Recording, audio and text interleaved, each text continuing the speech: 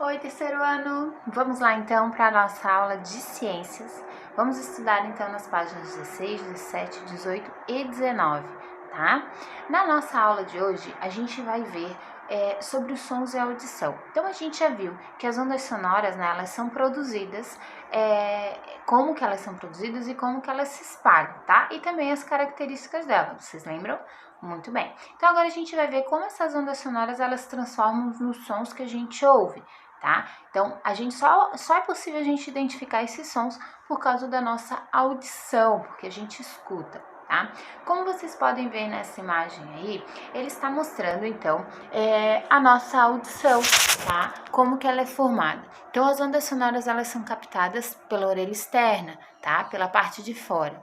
Depois, as ondas sonoras, então, elas atingem uma membrana. Vocês estão vendo uma membrana bem pequenininha que tem aqui, que ela é chamada de tímpano, né? E faz essas ondas sonoras vibrar dentro do nosso ouvido.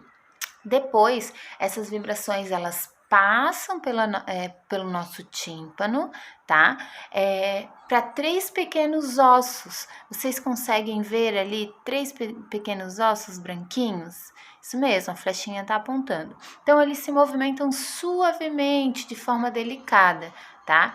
E as vibrações dos ossos, então, elas vão passar por um líquido, por todo o líquidozinho que fica dentro de um órgão que tem um formato espiral, esse mesmo, esse itemzinho rosa aqui que vocês estão vendo.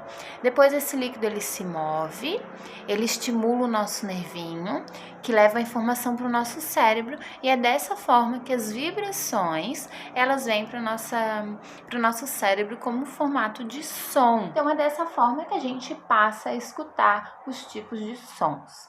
Então, como vocês podem ver também na página 16, a audição dos animais, né? Como é que é essa audição, prof? Será que eles escutam? Será que eles têm orelha? Será que eles têm ouvido? Eles não têm a orelha, porém eles têm o ouvido, né? Como a gente lá dentro, tá?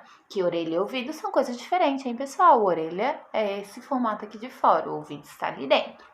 Então, os passarinhos também, eles não têm a orelha, mas eles têm o ouvido, tá? Então, eles não necessariamente precisam ter a orelha, tá? Mas eles têm essas aberturas e eles conseguem captar as ondas sonoras também, transformando elas em sons, tá?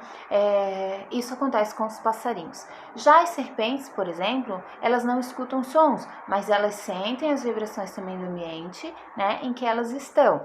Os insetos, de outra forma, eles até podem ouvir, né, por pequenas estruturas que eles têm no corpo, eles conseguem ouvir o sonzinho pelo abdômen, que é a parte aqui, né, deles, e também pelas pernas. Olha só que legal, né, pessoal?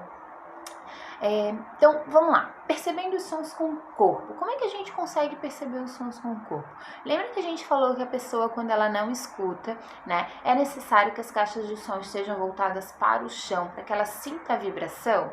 Muito bem. Então, isso acontece com a gente também, tá?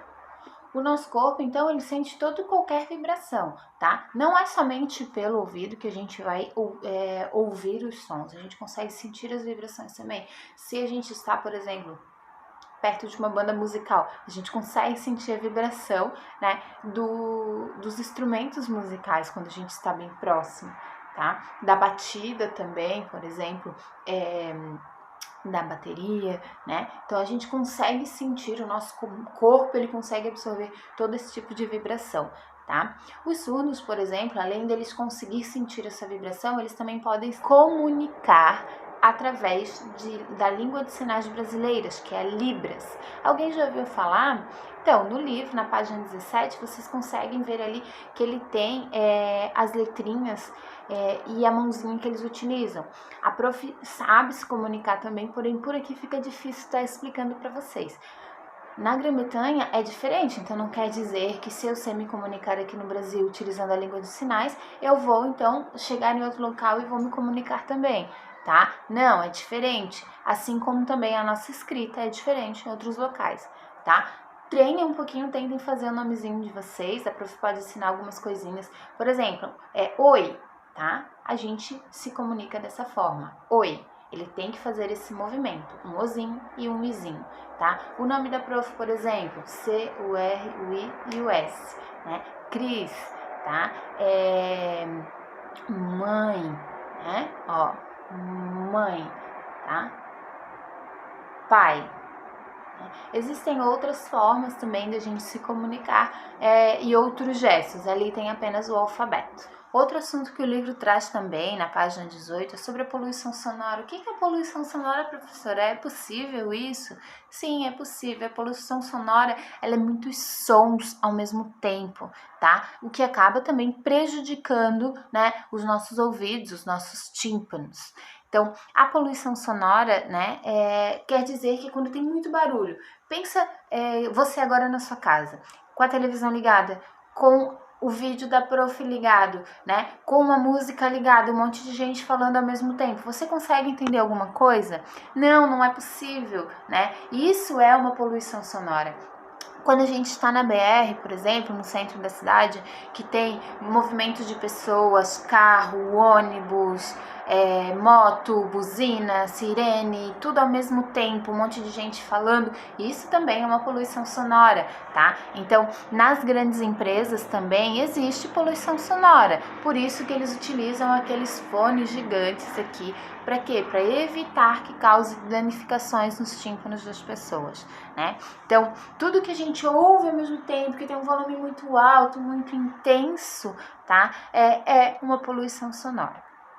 Então, ali embaixo ele traz o experimento que é escutando melhor. Esse experimento, o que a gente vai fazer? A gente vai enrolar a folhinha no formato de um cone, pode ser qualquer folhinha, tá? Para que a gente faça um teste de sons. Então, você vai pedir pro seu papai e pra sua mamãe para ajudar você, botar uma fitinha aqui, segurar, e tem que ter uma partezinha menor, ok? Uma menor e a outra maior. Então, a prof vai utilizar essa aqui para falar um pouco e você vai identificar como é que vai ficar o meu som. Foi possível escutar? Então, ele fica diferente, né? A vibração dele, o som dele fica diferente. O que vocês conseguem identificar, né? E se eu me aproximar mais, será que fica mais fácil de compreender? Então, olha só. Então, tentem fazer em casa, vejam o que vocês conseguem identificar, peçam ajuda para o pai e para a mãe, para eles falar na orelhinha de vocês, não pode gritar, hein? Então, peçam para eles ajudar vocês, para auxiliar vocês nessa atividade. Okay? Depois vocês vão ter que responder de acordo com as atividades propostas que tem na página 19. Na página 19, ele traz uma atividade que ele fala, que ele inicia com telefone sem fio. Já brincaram de telefone sem fio? Então, vocês vão precisar de dois copinhos de iogurte ou de danoninho, tá? Ou 2 potinhos pequenos, fazer um furinho na ponta e passar um barbante e brincar de telefone sem fio. Ali vocês falam e o outro escuta, tá? Peçam ajuda pro pai e pra mãe também para produzir um telefone sem fio, vai ser muito divertido, né? E depois vocês vão responder as questões propostas na página 19. Lembrando, toda atividade que ela tem, que é para conversar com um colega, vocês têm que conversar com os familiares de vocês, porque a gente sabe que é difícil, é complicado a gente conseguir se comunicar dessa forma, né? Que a gente consiga fazer um debate. Então, realizem essa atividade com os pais, tá? Com a mãe, com o pai, com o primo, com o irmão, com quem estiver perto de vocês. Tá bom, pessoal? Por hoje é só. Beijo, até a próxima aula. Tchau!